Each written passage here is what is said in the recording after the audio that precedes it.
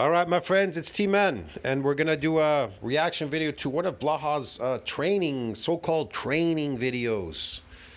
Yeah, the gym, lifting, recruiting, fitness, Gearsley himself, Jason Blaha. So in this video, Jason Blaha says, Team Blaha Client Ted. Conjugate training part 19. Well, I would call it Team Blaha Client Ted's sarcoplasmic training. High volume sarcoplasmic training. Training part 19, but anyway. Hey everybody, it's Jason Blaha here. Once again, it is time for my client Ted's conjugate vlog. All right, he's performing. He's a performing slave right off the bat. Concentric bench press. Not even any eccentric there whatsoever, man. This is hilarious. At least some bench pressers, they're getting some eccentric, but come on, man. But a quick reminder, if you guys will please click like down below, drop me a comment with your thoughts underneath or to say hello, I would appreciate it. Let's get over to the oh my God, on the floor, so zero eccentric, okay. Training. All right, we started off with a pin bench press. He only does closed grip pressing. Yeah, he's a performing slave. Yet, of course, his pecs have continued to get bigger in spite of that. You guys saw the before and after. His pecs get bigger in spite of that? Man, this is sarcoplasmic hypertrophy training, bro. Get it? This is pure concentric lifting. Look at what he's doing here. Hopefully, I put them up on both faces. He's pumping up his muscles. You understand, people? You understand lifting? Do people understand what lifting is out there? And YouTube, some of the before and afters, he's come along pretty well. Yes, look at some of his before and after. He's come along pretty well. Yeah, he's gaining sarcoplasmic hypertrophy. He must be eating a lot of carbs. See what I mean? Can you have one more than the other? Of course you can. Of course you can. You can actually lose contractile proteins and increase the sarcoplasm at the same time. Yeah. But this is based on performance, what he's doing here. So that's why the sarcoplasm, that's because high volume, because he's coming in often and lifting. He's a lifting slave. Mostly lean gains, right? People will notice that he's considerably, let me call it this. He's a performing slave. Bigger in 8 months and stronger. He's gained a little fat. Okay, let's see. He got a little bit bigger. And then Blaha says he got a little bit stronger. Well, he got better at lifting concentrically. So he got stronger at lifting concentrically. But he didn't get stronger eccentrically because he doesn't lift eccentrically. He's adapted to these exercises because he comes in often. So this is high volume training. But he has kept his abs, and I think that's the point we want to make when I tell guys lean bulking, right? You should have abs. Like, we should get to a point where we have abs and can see our abs year round. He does a lot of work in the gym. Look at his exercises. If you go through all this video, he does a lot of repetition work. There's a lot of repetition work, and he does it often. This is high volume training, and it's performance. It's sarcoplasmic. It's sarcoplasmic. I mean, if we're going to be really fit, this is where you want to be. So even in his case with a bump. If you want to be really fit, this is where you want to be.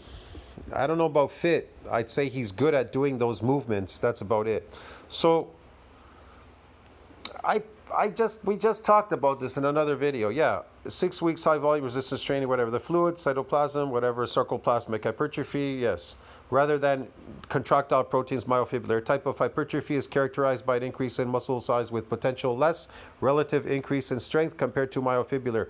But that doesn't mean you didn't get better strength lifting concentrically, what he's doing there. So yeah, there was evidence for that. It's in my community section because this thing keeps changing sometimes when I bring it up. Hold on a second. So where is the evidence for that?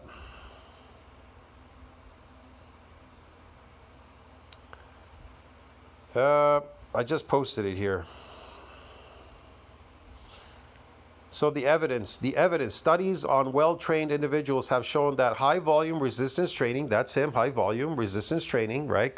Especially concentric, can reduce the relative abundance of contractile proteins. Can reduce. Why does it reduce it? Because it's associated with a loss of series of these myofibrillars, these sarcomere series, bro. Get it? Anyways, actin and myosin. While increasing the overall muscle cross-sectional area, suggesting sarcoplasmic hypertrophy.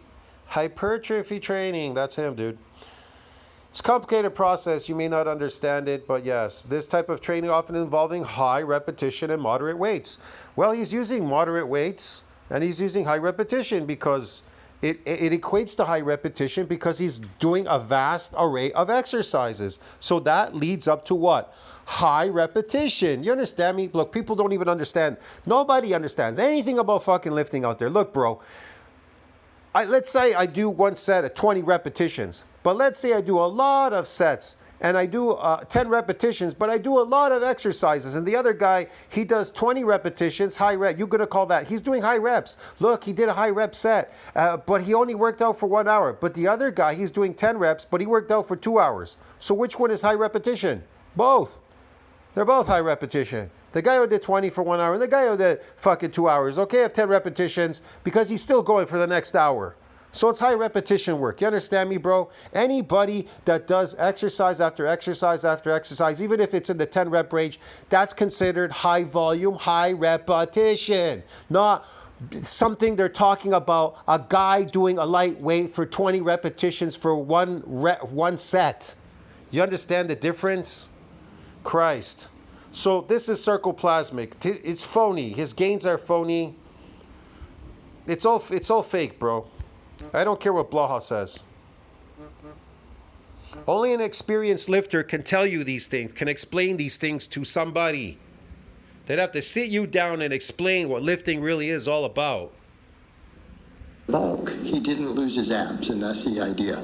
And Blaha is going to talk about his arms. His arms are sarcoplasmic, and he's pushing the muscle against the side of his body to make it look bigger. Look at the way he's angled. And he's wearing a tight black t-shirt. So if we look at the supplemental lifts on the max effort day, I took incline out here. I have it just on his dynamic day because quite frankly, I want to take a step over and do a little more. Look at it. Moderate weight, high repetition work. Why is it high repetition? Because you're gonna see him go from exercise to exercise to exercise to exercise. Floor pressing and other stuff. So I have, because I was only doing one set of benching, back off benching. Now I want to do 3 sets, taking the incline out, and then we can add incline after speed bench. So what we're seeing here in this block, you're seeing that axle bar floor press. We're going to see pull. Doesn't matter what he does here. He's adapted to all these exercises. This is considered moderate weight. And this is considered high repetition work. Why? Because 10 times 10 times 10 times 10 times 10 times 10 times 10 times 10 times 10. Get it? He keeps doing that forever and ever and ever for the next 2 hours. Ups, or he's doing some incline hammer curls. I let him pick his own biceps. He just changes them every workout. And that's fine. He has great biceps, doesn't train for physique. He trains for strength and athleticism. And he still has a good physique, though, because he trains biceps and he stays lean. So on top of that, we have then weighted pull-ups. I do the strict press. And then, of course, we definitely... It doesn't matter. At this point, he's performing at these exercises. He's just getting better at doing these exercises. Those phony gains, they have to be maintained by him doing these exercises, this high volume shit, to keep pumping that sarcoplasm. Definitely want to do triceps. So we hammer triceps super hard for him because, again, he does a little bit of martial arts and boxing. We hammer triceps really hard for him because he does boxing and he does martial arts. Well, if you're in martial arts, then you would know because they do a lot of stretching there. If he really was a martial artist, they do shitloads of stretching, bro. You get damaged in the beginning, but eventually they adapt. In martial arts, the whole point is they get you to adapt, and then you become a performing slave. Martial arts is just that, an art. It's an art. It's a pretend, fake art. You're artistic in your movements. Now, is it transferable in the real world? I don't know. If you want to use it in a real fight, go and try. I've tried, and guess what? It never works. It never works in a real fight. I can't even see in front of me when I'm throwing punches. I can't see anything because the punches are flying like crazy. Some guy's throwing punches at you. You're throwing punches at him. You understand me? Because he's throwing punches at you. You want to be the dominant one. You don't want to stand back and wait for somebody to punch you. That's in a sport. You throw a few punches and then you jump back and you wait for him to give you a punch in the head too? Is that it? In real fighting in the street, that never happens. It's very complicated, real fighting in the street. You don't know what's going to happen. Your fucking cortisol is through the roof. All these hormones are flying. You're just going crazy. But like I said, it's based on stretching. And you adapt, and then there's no more adaptations. He does all this pressing close grips, so it's triceps, triceps, triceps. So we put a lot of effort into those. So in his case. And how does muscle adapt? By giving you the sarcomere what? In series. That's how. Here, we're going to do some skull crushers, so just doing some normal exercise. And that protects the other muscles from getting damaged and from growing. These growing more myofibrillar growth. That's how it works. Here this week, right? Last week. All right, this is very frivolous what he's doing here. He's just pressing. We're doing them on an incline of the block before we were doing. He really is just pressing. He's a performing slave, and he's adapted, and this is high volume. The JM floor presses, we'll probably work those back in coming up here soon for another rotation because they carry over really well. But we've hit some PRs on some of the close grip pressing. I love this. He hit some PRs. So is he a performing slave? He has to hit PRs, or is he trying to get big and strong? I thought you said he was getting big and strong. So he's a performing slave if he's hitting PRs, dude. An overhead press PR, we got a 205 strict press. Keeping in mind, we're up to 190 on our bulk. He's 190 pounds right now. So did you hear what Blaha said? He's on a what? Strict bulk? On a bulk? So what's the point of lifting? He's bulking. So he's trying to build muscle bulking, getting fat. So let me see if I could get fat. It's sarcoplasmic hypertrophy. I don't care what anybody says, man. This whole bulking bullshit. It's 15 pounds more than his body weight on a strict press. Yes. A lot of that, when you're this so-called bulking, it's sarcoplasmic. That's what it is. We'll take that, right? So he's lifting without getting any damage in his muscles, okay? There isn't really anything going on there. And even if there was, let's say there was a minute amount, because he is moving weight, well, it's just going to repair. It's just going to repair. There's not going to be any remodeling going on there. And so he's just wasting his time. He's just pumping fluid, non-contractile protein. It's garbage. Guy who can strict press 15 pounds over his body weight and saying, hey, we're going to eventually get to 225. Yeah, we'll take it. So for this week, we did 485 on a... I just did a video about powerlifting. There's a guy, he has a big channel, somewhat. He talks about it on his channel. He said, powerlifting, if you're doing powerlifting, don't expect to build any muscle, because deadlifting does not build muscle, and it doesn't. It doesn't. Deficit deadlift, which was a PR. I put up in some other shorts. And look how he's shaking, because he's performing. He's a performing slave. This is not a building. He's not a building slave. He's a performing slave. There's a difference between being building slave versus a lifting slave, performing slave.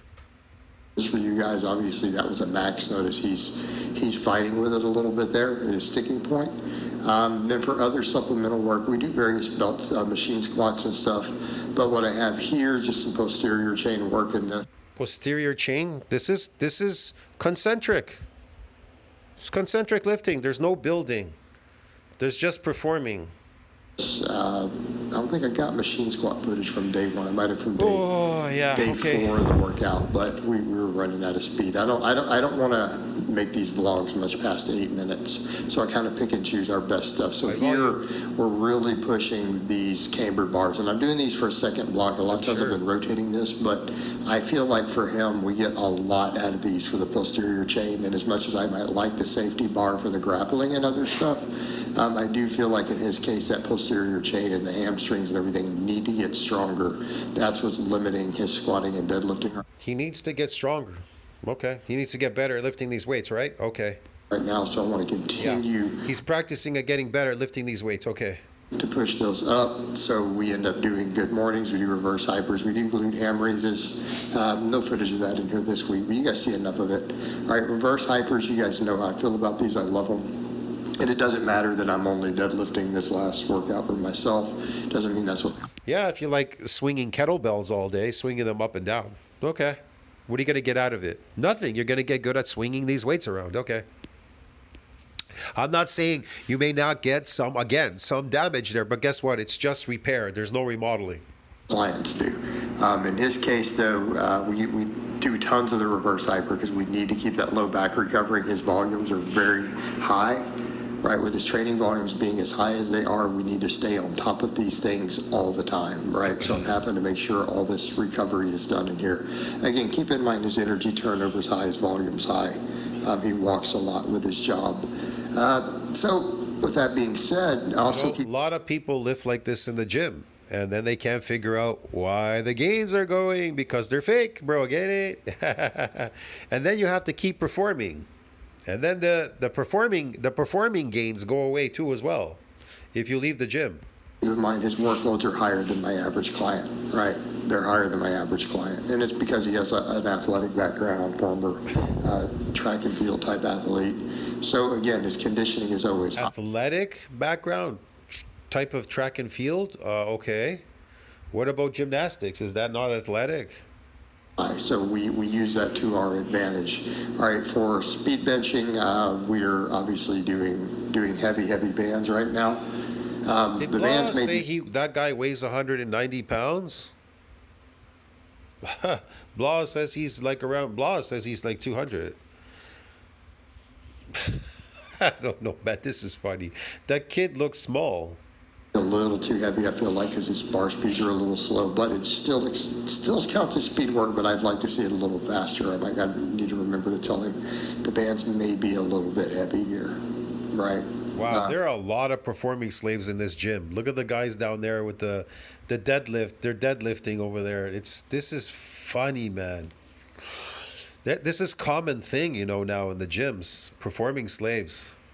Because that speed is slowing down, but it also is. Of course, I mean, the owner wouldn't make any money if you got big and strong. Then you wouldn't need to come back and perform anymore.